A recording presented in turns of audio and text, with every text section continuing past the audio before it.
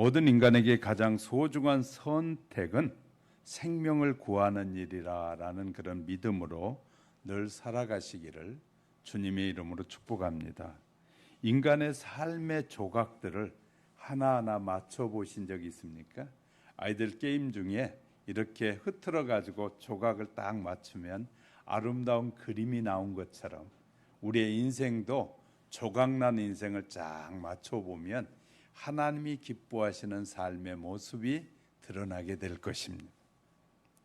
1972년 10월 13일 이 우루과이 럭비 선수팀이 칠레 선수들과 친선 경기를 위해서 비행기를 타고 가다가 악천후를 만나서 이 안데스 산맥에 추락해서 45명의 탑승객 중에 이 추락 도중에 12명이 사망하게 됩니다. 4,000m 상공에서 산소가 희박하고 평균 온도가 영하 34도의 추위가 몰아치는데 그들에게 남은 양식은 거의 없었습니다. 다행히 비행기 내부에 부착되어 있는 작은 라디오에서 구출 작전이 시작됐다라는 이야기가 들려옵니다. 하지만 그들 근처에는 헬기 하나 뜨지 못합니다. 얼마가 지난 후에 구출 작전은 포기했다는 소식이 또한 그들에게 들려올 때 그 안에 있던 사람들은 절망하게 됩니다. 자고 나면 한 사람이 죽는데 산소와 물이 부족하고 이 추위와 배고픔이 찾아오고 두려움이 엄습해 올수록 이 살아갈 용기가 자꾸 사라져가는 것입니다. 자, 그때 노베르토 카네사라는 사람이 살아갈 방법을 처음으로 그때 제안하게 됩니다. 우리에게 남는 것은 빵 몇 조각과 초콜릿과 포도주 몇 병인데 살아남는 방법은 동료들의 시체를 먹는 길밖에 없다라고 제안을 합니다. 이내 찬반 양론이 이루어졌고 반대하는 사람들은 시체를 먹을 수 없다고 하면서 반대하는 사람들이 17명이나 죽어나갔습니다. 자, 불과 이제 16명만 남게 되는데 그들은 살기 위해선 사람의 살 조각을 조금씩 뜯어서 초콜릿에 얹어가지고 먹는 방식으로 양식을 확보합니다. 구조대를 결성하고 마을로 이제 내려 보내기로 합니다. 구조대는 무려 10일간 방황하다가 말탄 원주민을 발견하면서 마을로 내려가게 됩니다. 그리고 16명은 장장 72일 만에 생존하여 구출을 하게 됐습니다. 그런데 살아남는 기적의 이야기를 나누는 사람들 사이에서 그만 사람의 시신을 먹었다라는 사실이 알려지면서 노베르트 카네사는 굉장한 공경에 처하게 됩니다. 양심의 가책과 주변의 비난, 로마 교황청에서 문제 제기 등으로 여러 가지 검토가 이루어지는 그 고통이 가중됐습니다. 그러나 결과적으로 로마 교황청도 이 일은 불가피하다고 판결함으로써 그는 자유로워졌습니다. 그리고 그 후 그의 마음속에 고민이 찾아왔는데 이제 나는 어떻게 살아야 할 것인가 였습니다. 그 후 40년 뒤에 노베르토 카네사는 세계적인 소아 심장 내과 전문의가 되어 이런 말을 했습니다. 당시 사건은 나에게 생명이 얼마나 소중한 것을 알려주었습니다. 그 일로 생명을 살리는 일에 삶을 헌신하겠다는 결심을 하게 되었습니다. 우린 성찬식 때 예수님의 살과 피를 먹으면서 그 의미를 잘 알지 못한 사람들이 얼마나 많이 있는지 모릅니다. 그러나 노베르토 카네사는 동료들의 시신을 먹어서 자신이 살 수 있다는 것을 알게 된 것입니다. 마찬가지로 사도 바울은 예수님의 살과 피를 먹지 않고는 살아갈 수 없다는 사실을 발견했다라고 말합니다. 그리고 자기가 지금까지 살아온 고통과 이 핍박이 모두 하나님의 말씀은 이루는 삶이었다라는 사실을 발견하게 됩니다. 오늘 본문에서 하나님께서 하신 일 가운데 가장 소중한 일이라면 영원한 죽음에서 생명을 살리는 일이 될 것입니다. 그리스도께서 완전한 승리를 하시기까지는 많은 고난을 겪으셔야만 합니다. 그럼 그리스도가 왜 고난을 겪으셔야만 하시는 줄 압니까? 우리가 하나님의 말씀에 불순종한 죄가 엄청나다는 사실을 보여주고 있는 것이, 우리가 하나님의 말씀에 불순종한 죄가 얼마나 컸던지 하나님의 아들이 대신 죽어야만 살 수밖에 없는 그런 죄라는 것입니다. 우리 인간의 죄가, 예수를 믿지 않는 죄가 얼마나 크냐면 지옥에 가느냐 천국에 가느냐를 결정하는 엄청난 죄라는 거예요. 너무나 많은 사람들이 예수 믿는 거 안 믿는 거 대수롭게 여깁니다. 예수 믿는 사람들도 내가 믿는 이 예수 믿음을 통해서 어떤 축복이 누려지고 어떤 삶이 이어지는지에 대해서 전혀 인지하지 못하고 그냥 대충 내가 믿으면 되지라고 생각하는 성도들이 너무나 많다는 거예요. 나를 살리기 위해서, 우리를 살리기 위해서, 우리 한 사람을 살리기 위해서 하나님의 아들이 친히 죽어야만 했다는 거예요. 죽지 않고는 우리를 살릴 길이 없었다는 거예요. 너무너무 믿지 않는 죄가 얼마나 큰지를 우리는 아셔야 됩니다.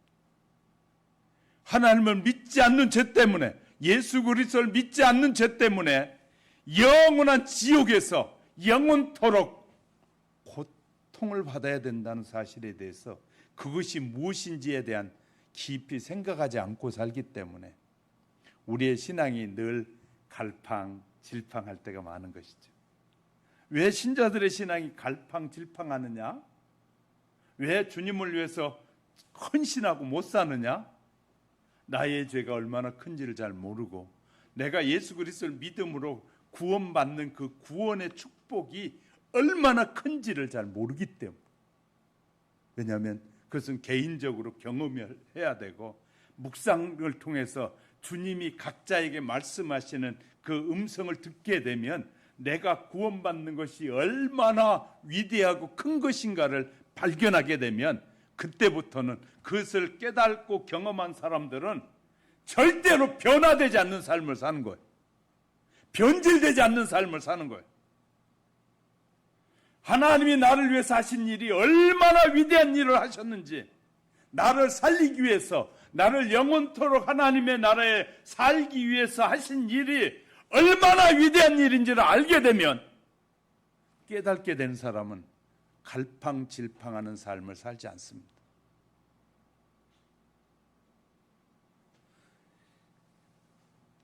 바울을 통해서 우리는 배우게 되는데요, 바울이 남은 고난을 그의 몸된 교회를 위해서 자기 육체에 채우노라고 고백하고 있어요.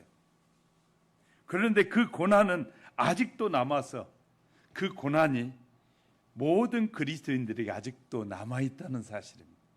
언제 그럼 끝나느냐? 예수 그리스도가 재림하여 오시는 날 그 고난의 모든 여정이 끝나게 된다. 할렐루야. 하나님이 이렇게 우리에게, 믿는 자들에게 청사진을 쫙 보여주신 거예요. 그러니까 좀 고난이 있어도 잘 견뎌라, 좀 잘 견디고 인내하고 주님의 교회를 위해서 그렇게 잘 견뎌라. 그러면 내가 오면 이 축복이 얼마나 위대하고 광대하고 얼마나 높은 것이고 얼마나 깊은 것인지를 뭐하게 될 것, 알게 될 것을 말씀하셨어요. 저와 여러분이 받은 예수 그리스도를 내 마음에 모셔드림을 통해서 받은 구원의 축복이 얼마나 위대한 것인지를 여러분 깊이 묵상하시기 바랍니다. 오늘은 우리의 사도 통해서 말씀하신 그 뜻을 이어받아서 하나님의 말씀을 이루기 위해서. 그러면 사도 바울이 이렇게 말해요. 그 하나님의 뜻, 예수 그리스도를 통해 우리에게 보여주신 그 뜻을 이루기 위해서 나는 고난도 즐겁고 어떤 환경에서도 나는 행복해져 버렸다. 행복해져 버렸다. 우린 조금 문제가 생기면 죽겠습니다. 못 살겠습니다. 아이고, 이런 세상을 하나님 내게 허락해 주셨습니다.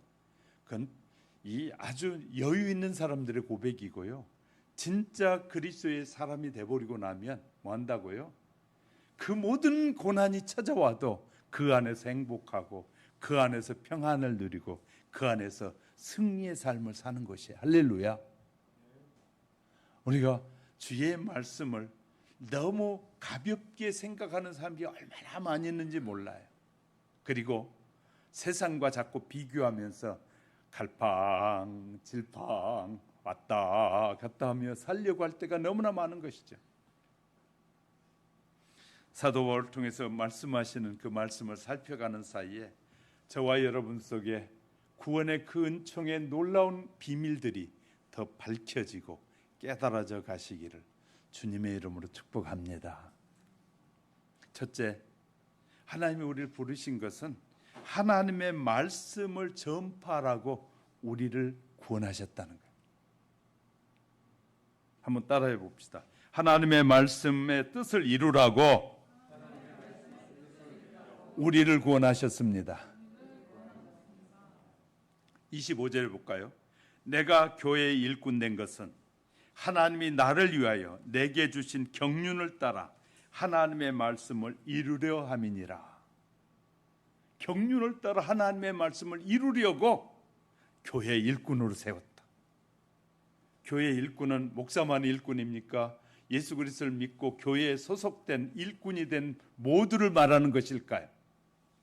우리는 교회의 부름을 받아 일꾼된 모든 사람들이 하나님의 뜻을 이루려고 하나님이 우리를 부르셨다고 믿으면 아멘. 바울의 고백이 우리의 고백이 되어야 합니다. 여기에서 경륜은 하나님께서 받은 직책이라는 의미로 이것은 바울 개인을 향한 하나님의 계획이요 목적이라고 말하기도 합니다. 자기의 사도직은 어떤 인간이 준 것도 자기가 택한 것도 아니고 오직 하나님께서 부르심에 자기는 순종했을 뿐이라고 말. 그래서 자신이 그리스도에게 잡힌 바 되었다라고 고백하면서 예수님은 하나님의 말씀을 이루기 위해서 이 땅에 오신 분이다. 예수님이 오신 목적은 하나님의 말씀을 이루기 위해서 오셨다는 거예요. 바울은 자기 자신이 지금까지 받은 수많은 고난과 이 핍박이 예수의 남은 고난을 채우는 것이라고 과감하게 고백하고 있습니다. 예수님은 그의 몸된 교회를 구원하기 위해 죽으셨습니다.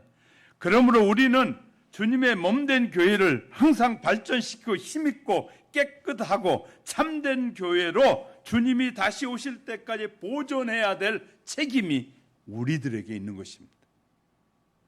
교회의 영역을 넓히고 신앙을 전파하고 정의가 실천되는 사회를 만들어가는 것이 예수님이 하시던 일을 그 일을 우리가 계속해야 됩니다.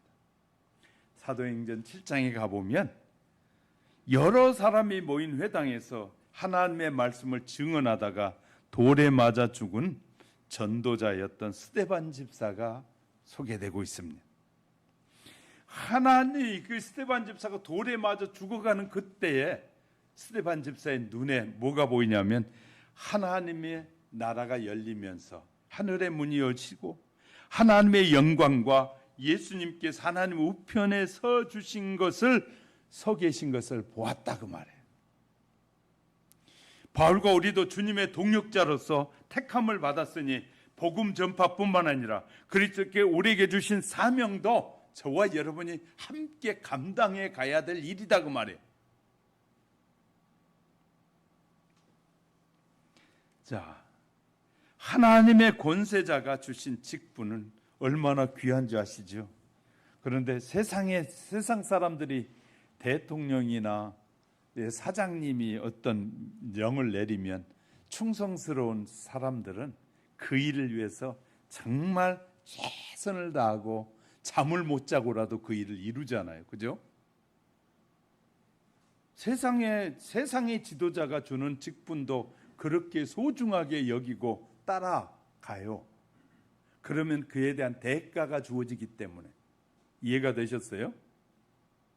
그런데 세상의 지도자도 그렇게 쓰면 자기가 자기 일에 충성하는 사람에게 뭘 줘요? 대가를 주는데 그 대가는 일시적인 대가예요. 그런데도 그걸 받고자 충성하는 사람이 있어요. 여러분, 우리나라 특수부대도 많은 특수부대가 있는 거 아시죠? 그 특수부대들은 위에서 지휘관이 명령만 내리잖아요. 그런 그들은 뭐 하냐면 자기의 생명을 내놓고 특수작전에 투입돼요. 특수작전에. 그러면 그들은 반드시 그들에게 명령한 사람들이 그 뒤를 다 책임져 줘요. 그런데 그렇듯이 하나님이 우리를 먼저 부르셔가지고 하나님의 일에 특수작전에 우리를 투입하셨다고 말해요. 예. 특수작전에 투입된 사람은 훈련된 사람들이잖아요. 잘 훈련시켜서 특수작전에 부르시.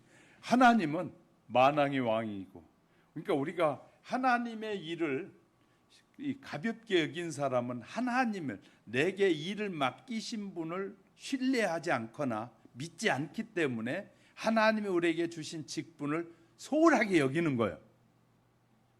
대통령이 줬는데 장관을 맡겨주고 차관을 맡겨준 대충 하면 잘라버려요. 그러면 하루아침에 직장을 잃어요. 그런 듯이 이렇게 세상의 직분자들도 직책을 주거나 그 일에 최선을 다하지 않으면 다 잘라요. 하나님께서 우리에게 이 놀라운 직분을 주시는데 그 직분을 가볍게 여기게 될 때 하나님으로부터 주신 축복을 받지 못하게 되는 거예요. 무슨 말인지 이해가 되셨으면 아멘. 자, 하나님께서 우리를 이 교회에 보내신 것은 이 교회를 통해서 이 공동체, 주님이 세운 공동체를 통해서 일하라고 우리를 부르신 거예요. 일하지 않고 노는 것이 행복이다. 그거는 마귀가 하는 소리예요. 일하지 않고 자꾸 봉급을 그냥 거저 돈을 남의 걸 착취해가지고 주는 것은 착취하는 놈도 나쁜 놈이고, 그것을 일하지 않고 그냥 듬뿍듬뿍 받아서 쓰는 사람도 아주 나쁜 습성이 걸려가지고 나중에는 함께 망하는 거예요. 잘못된 지도자는 젊은이들에게 야, 부자 거 뺏어다 줄게, 부자 거 강탈에다가 그냥 공짜로 나눠주는 게 좋은 것 같지만 그것이 같이 망하는 일이라는 것을 몰라요. 정말 이 어리석은 공약들을 하는데도 너무나 많은 국민들이, 어리석은 국민들 속아. 공짜로 준다고 하는 거 좋아하는 사람이라면 여러분의 마음에도 그런 마음이 깔려 있는 거예요. 나는 최선을 다해서 수고해서 얻은 걸 먹고 누리리라고 생각해야지, 공짜로 주는 걸 좋아하는 것 결국 함께 망한다는 사실을 모르는 거예요.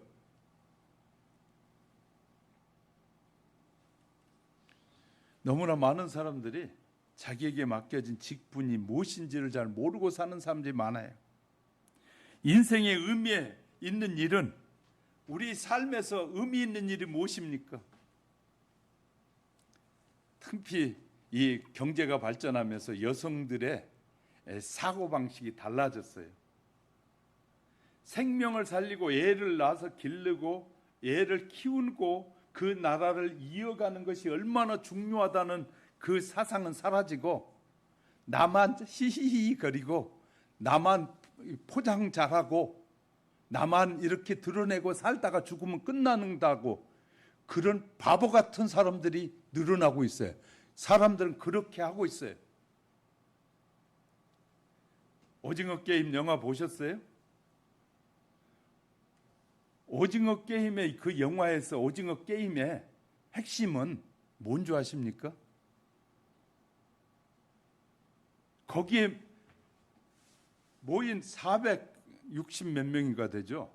그 사람들 다 죽이고 마지막 혼자 돈을 차지하는 것이 게임의 마지막 장면이에요. 과감하게 죽이는 거예요. 과감하게 죽이는 거예요. 맨 뒤에 배경에 뭐가 깔리는 줄 아십니까?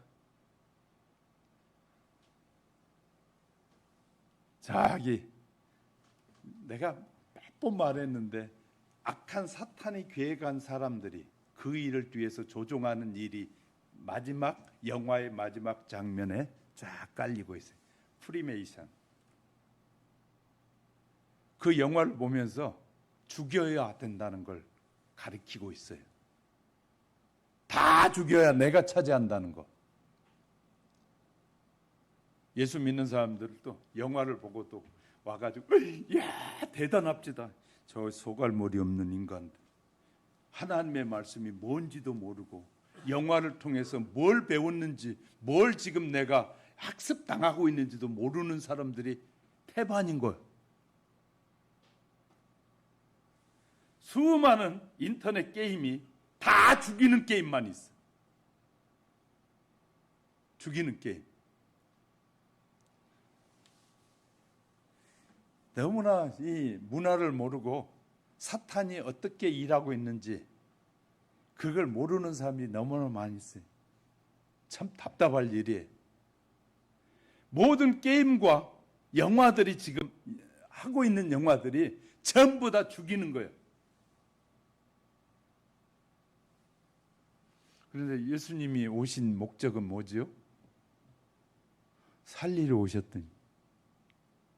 자, 세상의 문화와 모든 영상들이 죽이는 거로 가고 있는데 예수님이 오신 목적을 우리에게 분명하게 말씀하여 인간을 살리러 오셨다는.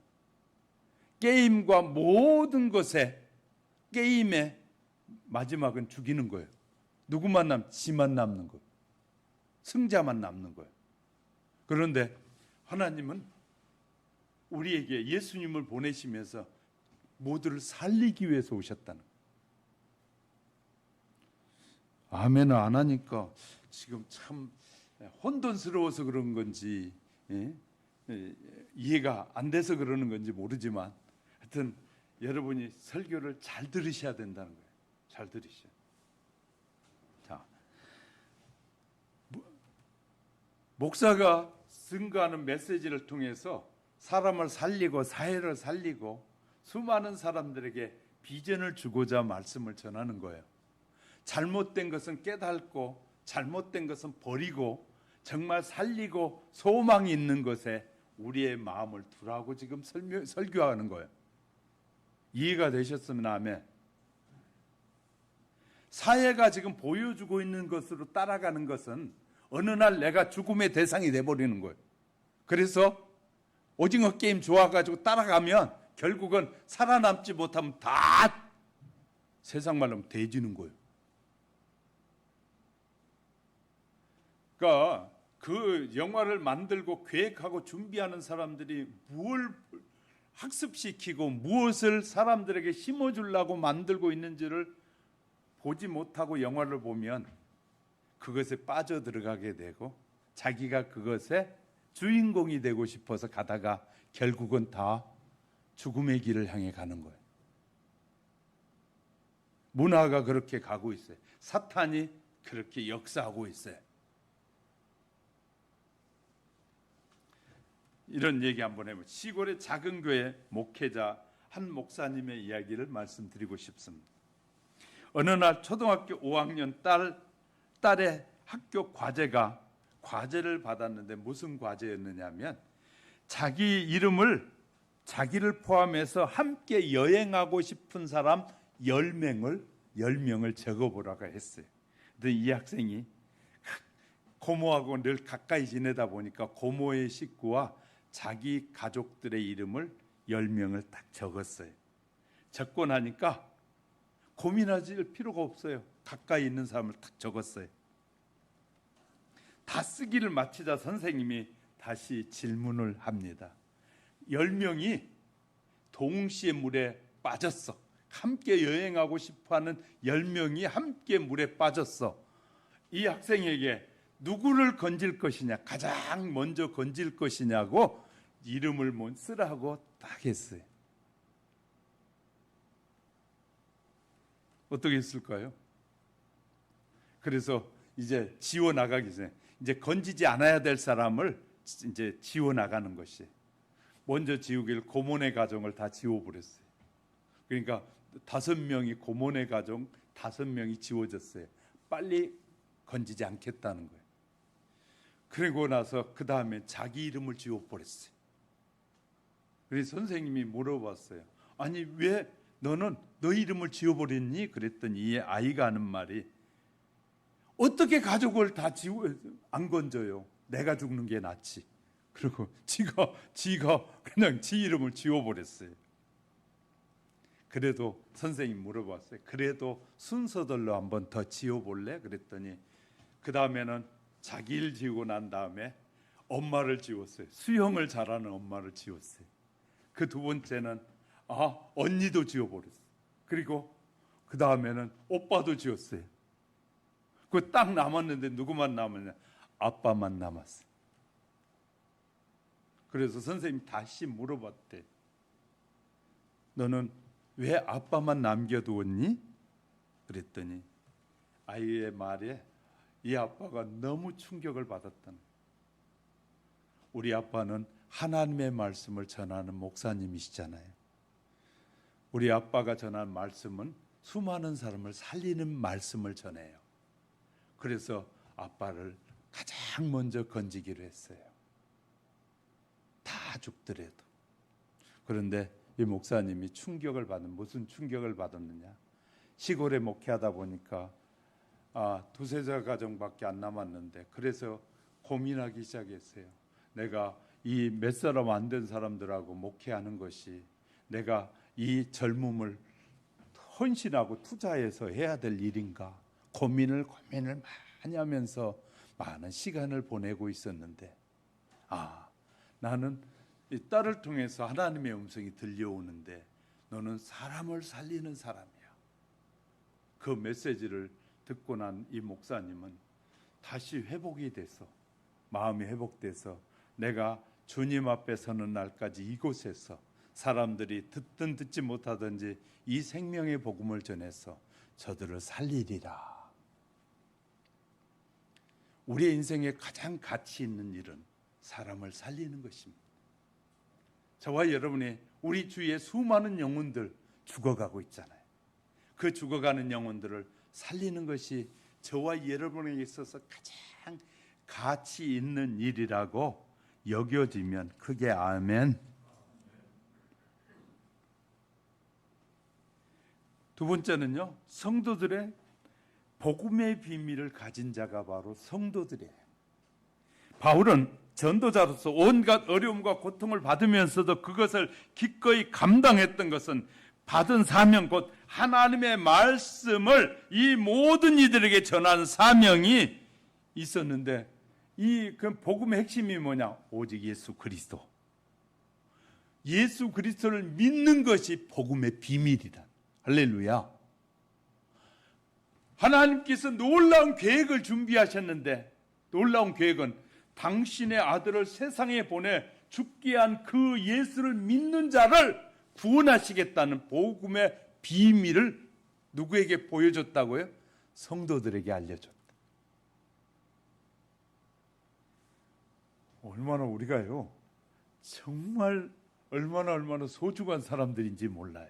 하나님이 우리에게 하나님의 계획을 다 드러내 보여주셨고, 우리가 해야 될 일이 무엇인지까지 지금 보여주셨다는 것은 마지막 때가 됐다는 거예요. 할렐루야. 마지막 때가 돼. 왜? 더 이상 역사를 끌고 가지 않고 이 역사에 종지부를 지어야 되는데, 이제 마지막으로 수많은 사람을 살리기 위해서 많은 일꾼들을 불러가지고, 그래서 구약시대는 선지자들만 있었는데 이제는 수많은 사람들을 불러가지고 일꾼을 삼으신 거예요. 그리고 이 하나님의 놀라운 경륜의 비밀을 수많은 사람들에게 전하라고 우리를 부르셨다는 거예요. 그래서 그 사실을 믿는 자를 통해서 복음이 전해지는 거예요. 이 감추어졌던 이 놀라운 비밀이 뭐냐면, 이 비밀은 감추어져, 원래는 구약에는 감추어져 있었어요. 이 비밀이 만세 만대로부터 감추어졌던 것은 무엇을 의미하냐면, 그것이 바로 주님이 이 땅에 오심을 통해서 구원의 대속을 이루는 이 위에서 감추어졌던 것이 드러나게 됐다. 볼까요? 지금 그 다음 절에 보세요. 내가 25절 보시고요. 자, 26절에 이 비밀은 만세와 만대로부터 감추어졌던 것인데 이제는 그의 성도들에게 나타났고 드러났다는 거예요. 성도들에게 다 드러내 보였다는 거예요. 하나님이 오래전부터 계획했던 일들을 이제 성도들에게 드러내 보여줬다는 거예요. 드러내. 자, 예수께서 오시기 전에 유대인의 생활을 보면 너무너무 잘 알 수 있는데, 유대인들 절 보세요.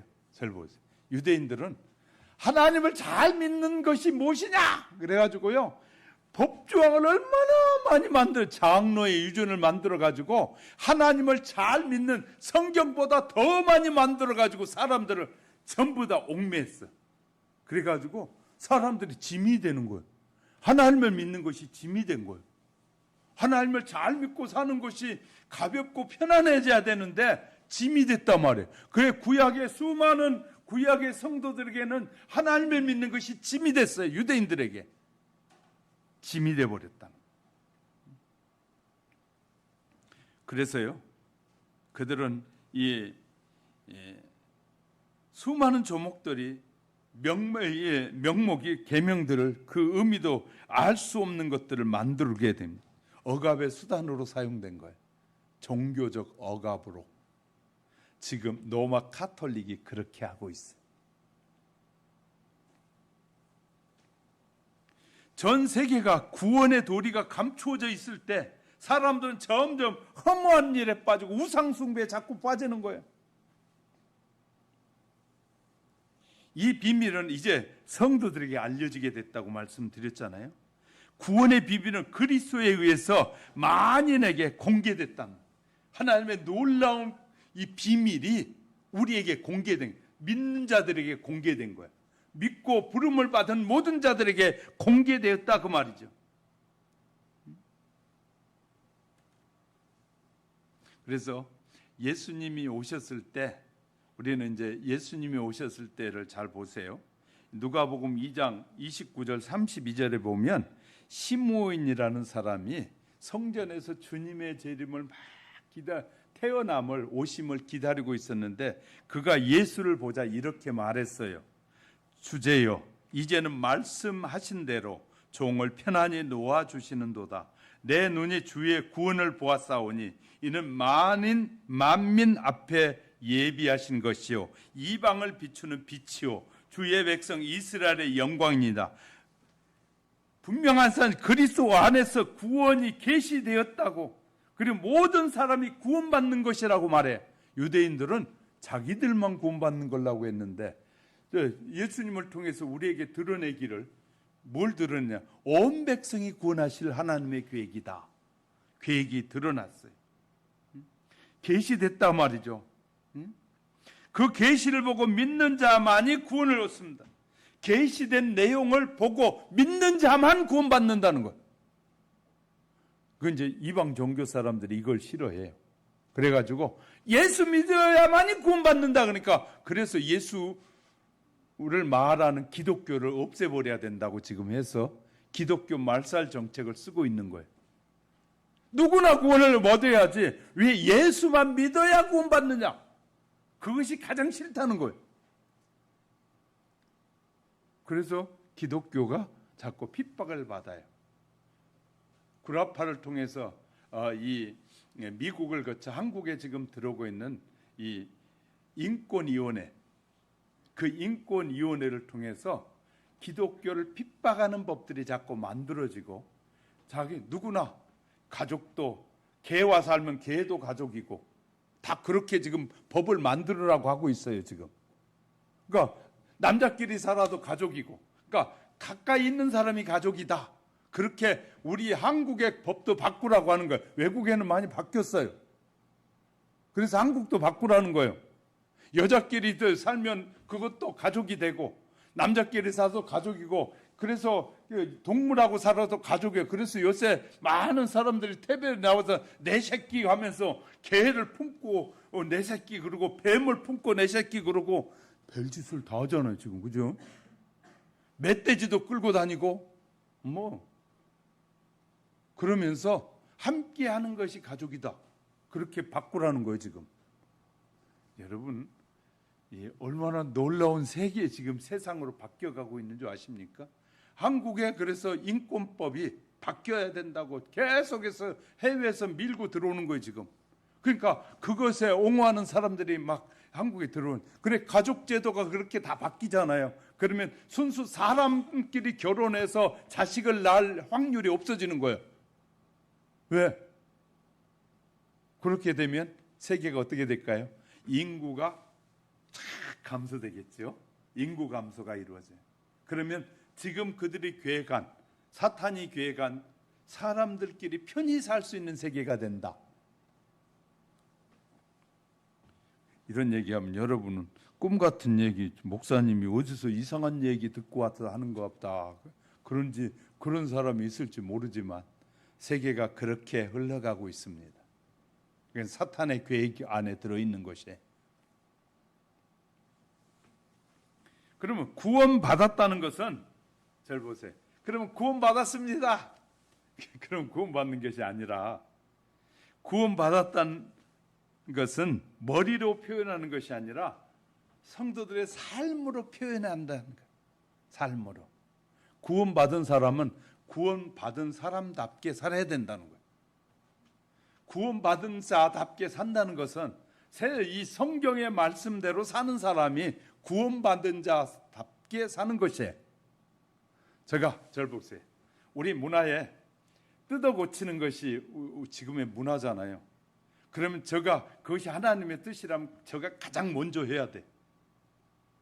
먼저 해가지고 머리도 요새 많이 빠지니까 심고, 눈이 올라가는 게 예쁘다 그러면 목사가 먼저 쫙 올려야 되고 수술하고, 뭐 하여튼 코가 더 나와야 된다면 그냥 해가지고 쭉 내밀려야 되고, 가장 목사가 먼저 할 일인, 하나님이 주신 원본대로 나는 가려고. 그것이 하나님이 이렇게 말씀하셔요. 성경은 하나님이 우리를 부모를 통해서 보내신 것이 하나님이 우리를 만드신 아름다운 작품이라는 거예요. 근데 사탄은 하나님이 만드신 아름다운 작품을 뭐 하라는 거예요? 바꾸라는 거예요. 왜? 하나님의 계획이 잘못됐다고. 하나님의 계획이 그러니까 하나님이 우리를 만드신 이 원본이 가장 좋은 것인데 원본대로 사는 것은 사람들은 싫다는 거예요. 그렇게 해서 기독교를 거부하게 만들고 있어요. 문화가. 지금 제가 시간이 없으니까 더 깊이 못 들어가겠고요. 이제 그런 일들이 지금 영적인 세계가 혼탄해져 가면서 엄청나게 비일비재하게 일어나고 있다는.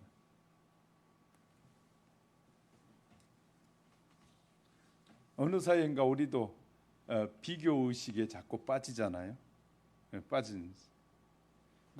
이제 과도하게 이제 우리가 하나님이 물질의 복을 주기도 하고 건강의 복을 주기도 하고 다양한 이 재능의 복을 주시잖아요. 복을 주신 것을 그러면 나를 위해서 쓰라고 주신 것이냐? 절 보세요.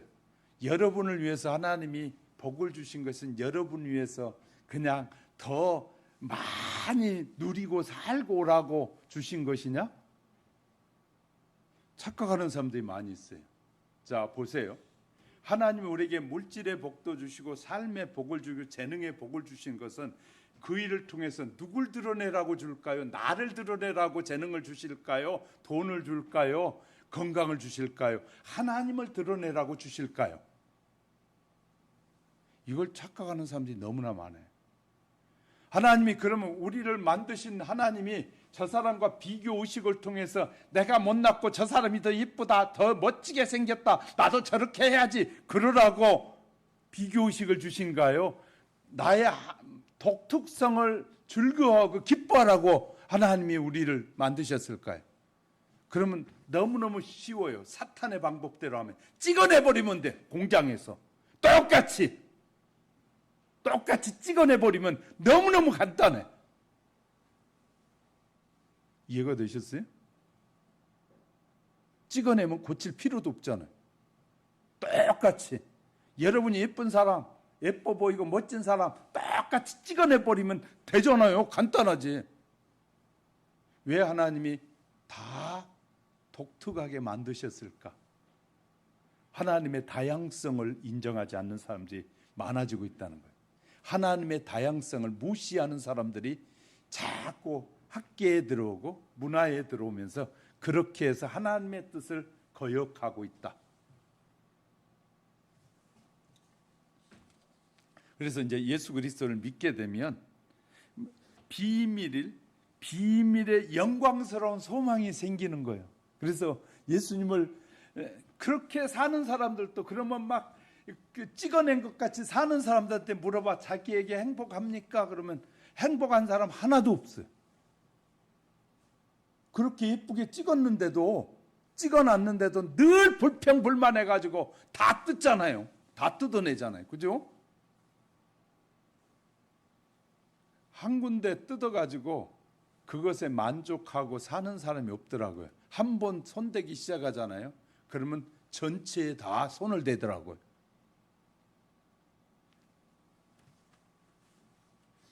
그런데 예수 그리스도를 믿게 되면 우리 안에 새로운 소망이 생겨. 예수님을 믿게 되면, 제대로 믿으면 저 사람과 나하고 다른 것이 당연하게 느껴지는 거예요. 당연하게. 예수님의 말씀을 제대로 이해하기 시작하잖아요. 그러면 저 사람과 나가 다른 것이 당연한 거예요. 저렇게 나 닮아가야지, 저런 것이 예쁜 것이야 라는 기준이 달라지기 시작하는 거예요. 나와 같이 생긴 사람이 없잖아요. 저 사람은 나를 보면서 날 닮아가고 싶어해. 근데 나는 저 사람 보면서 저 사람을 닮아가고 싶어해. 마귀는 비교의식을 통해서 사람들을 그렇게 만들어요. 근데 내가 자신이 생기잖아요. 나를 하나님이 만드신 가장 완벽한 존재라고 여겨지잖아요. 그러면 그렇게 하고 싶은 마음이 생길까요? 안 생길까요? 안 생겨. 그러니까 믿음의 확신이 부족할 때 자꾸 헛된 생각에 빠져들어가는 거예요. 하나님의 말씀을 오해한 유대인들은 자기들만이 축복의 민족이요, 선택받은 백성이라고 생각했어요. 그러나 바울이 깨달은 것은 뭐냐면, 그래서 바울은 28절에서 우리가 그를 전파하여 각 사람을 권하고 모든 지혜로 각 사람을 가르치면 각 사람을 그리스도 안에서 완전한 자로 세우려 함이라. 28절에 각 사람. 하나님은요, 이 찍어낸 사람을 원하지 않고 하나님이 만드신 각각의 사람을 하나님이 세우려 함이라. 이렇게 말하고 있어요. 이해가 되셨으면 아멘. 자, 그런데 뭘 깨닫냐면, 바울이 깨닫는 것이, 유대인, 자기도 유대인인데 유대인만 구원하는 줄 알았는데, 하나님의 말씀이 비밀이 깨달아지는 거 보니까 모든 사람을 구원하기 위한 하나님의 계획이었음을 드러나게 됐다고 말. 이해가 되셨어요? 모든 사람, 예수 그리스도, 그 예수를 믿는 사람은 누구든지 구원을 얻기 위한 하나님의 계획임을 발견했다고 말해. 그래, 오늘도요, 이 농촌 교회를 하면서도 이 자유로운 사람이 있어요. 행복해하는 사람은 복음을 깨닫게 되면 행복해져요. 도시에서도요, 적은 교회를 하든 큰 교회를 하든 행복해지는 사람의 지도자나 성도들은 적은 교회든 큰 교회든 그것을 따지는 것이 아니라 주님의 말씀이 더 주의 말씀에 집중하는 교회인가? 이 교회는 자꾸 이 세상 것을 닮아가려고 하는 교회인가, 주님을 닮아가려고 하는 교회인가를 따라서 갈 줄 아는 사람은 지혜로운 사람이에요. 이해가 되셨으면 아멘. 근데 농촌에서 목사님들이 가끔 간증하는 거 보면 하나님의 은혜를 깨닫고 나니까 하나님이 나를 이곳에 보내신 사명이 있었습니다. 내 삶의 인생을 50년, 100년을 쫙 돌아보니까 수많은 조각들이 있었는데 하나님의 이 일을 하기 위해서 이 수많은 고난과 시련의 조각들을 딱 맞춰보니까 나에게 이 일을 주시려고 하셨군요 해서 만족해하고 행복해한단 말이에요. 사랑하는 성도 여러분, 복음이 깨달아지게 되면 어떤 환경에서도 흔들리지 않고 행복하게 살아가게 된다. 그리스도의 평강이 우리의 마음을 사로잡게 된다는 사실을 믿으시기를 주의 이름으로 축복합니다. 그래서 마지막으로 저는 생명을 살리는 소중한 일에 우리는 빠져봐야 합니다. 주 안에서 의미 없는 인생의 조각은 없어요. 자, 바울은 하나님이 자기를 복음의 일꾼으로 부르셨다는 사실을 확실하면서 25절 28절 내가 교회 일꾼이 된 것은 하나님이 너희를 위하여 주신 각 직분을 따라 하나님의 말씀을 이루려 함이니라. 우리가 그를 전파하여 각 사람을 권하고 모든 지혜로 각 사람을 가르치면 각 사람을 그리스도 안에서 완전한 자로 세우려 함이라. 하나님이 우리에게 복을 주시고 우리에게 재능을 주신 것은 내가 먼저 믿는 내가 하나님의 뜻을 바르게 깨닫고 다른 사람을 또 세우게 하시려고 나를 부르셨다. 할렐루야. 그래서 우리는요, 하나님 앞에 서게 되는 날 엄청난 축복을 누리게 될 텐데 뭐라고요? 하나님은 각 사람을 세우는 사람, 예수님을 증거하여 그를 믿고 그가 믿을 때까지 도와주고 그가 좋은 믿음의 사람 성장하도록 서포트해 줘가지고 그가 하나님의 사람을 우뚝 서게 하는 그 사람을 기뻐하신다는 거예요. 기뻐하신다는 거예요. 바울이 초대교회에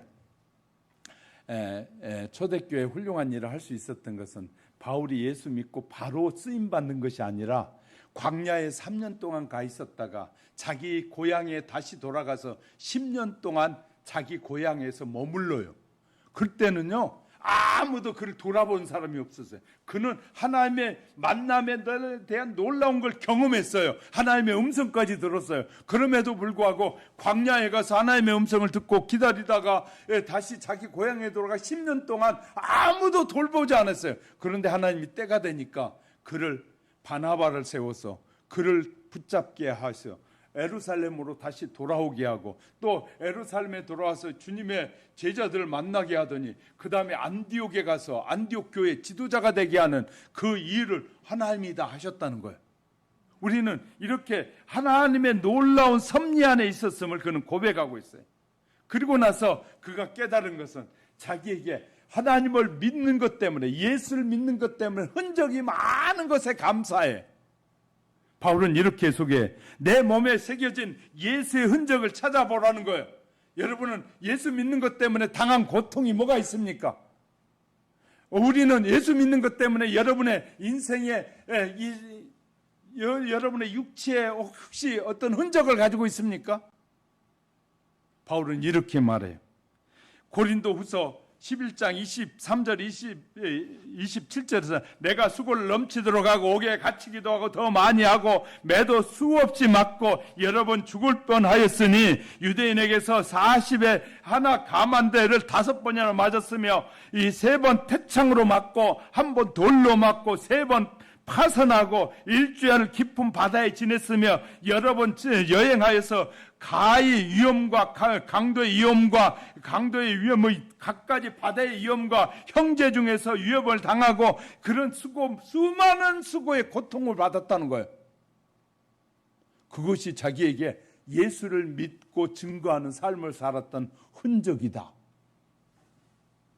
여러분 예수 전하다가 도로에 맞고 예수 전하다가 욕을 하면 감사해야 돼. 복음 전하러 가서 전도지 줬더니 야 이 미친년아 하고 할 때 감사합니다 그래야 되는데 야 새끼야 나도 그런 말 하시면 안 된다. 그런데 몇 번 가서 욕하면 그 다음에 와서 목사님 더러워서 전도 못하겠습니다 그러잖아요. 그죠? 내가 인격 있는 사람인데 세상에 웃긴 놈들이 막 욕하고 막 그런데 나 예수 이제 안 해요. 내 주의 일이고 뭐고 필요 없어요. 그러잖아요. 바울은 이렇게 말하고 있어요. 태창에 맞고 죽기를 수도 없이 그런 흔적들이 예수의 흔적을 나는 많이 가졌기 때문에 주님 앞에 설 때 나는 너무너무 행복하다는 거예요. 흔적이 많은 것을 행복한다는 거예요. 자, 우리도 예수의 보혈로 속죄받아 구원을 받았습니다. 하나님의 은혜를 얻은 자들이라면 과연 우리는 그리스도의 살과 피를 먹으면서 그 의미를 바로 이해하고 있는지. 저에게 이 말씀을 주시면서 성찬례, 이 말씀을 제가 한 달 전에 이 말씀을 받았는데요. 말씀을 받으면서 준비하다가 이 말씀은 내가 성찬식에 전해야겠다 그래가지고요. 한 달 전에 깨달은 것을 미뤄가지고 오늘 말씀 드리는 거예요. 어떤 말씀에 사로잡히잖아요. 그러면 이 말씀을 전할 때가 어느 때가 가장 좋을까라고 생각하는데 성찬식에 전하는 게 좋겠죠. 우리 예수님의 피와 살을 먹으면서 여러분은 정말 예수님의 사람답게 살고 있습니까? 그렇지 않으면 그냥 성찬은 성찬이고 신앙생활은 신앙생활이고 나는 나고 그렇게 살고 있지 않습니까? 우린 다시 한번 우리 자신을 돌아보는 지혜가 있길 바랍니다. 그리고 예수 그리스도의 증거가 저와 여러분 속에 가득해지시기 바랍니다. 눈을 감으시고요.